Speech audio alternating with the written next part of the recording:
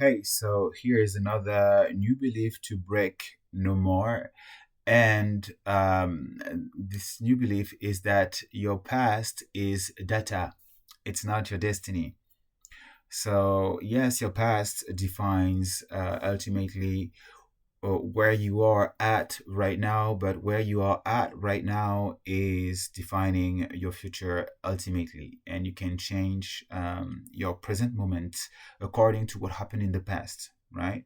It led you to where you are at right now, but it's still just information. It's not the entire thing that's gonna say where you are, where you're gonna be in 3 years or 2 years, right? It's like, for instance, if you lack accountability, then you're gonna just be passive toward what happened in your past. For most of you, your past is not a life sentence, right? And I still believe that depending on what you decide to do today, right now, the choices you decide to make right now and the next right now in your present, in this ever evolving present, I still believe that even if you've been the worst person ever in the past, you can compensate for all the bad that you've done in the past. I still believe it. I still believe it. It depends on what you did exactly, but I still believe that at least it can soften the next step, the future, and this is what everybody wants, right?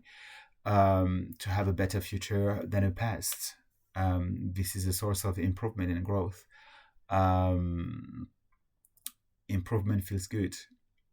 So for most of you, your past mistake are gonna be like largely, you're gonna be like largely able to overcome this to be able to consider it as only data, right? And so that in your present choice, you can find new trajectories.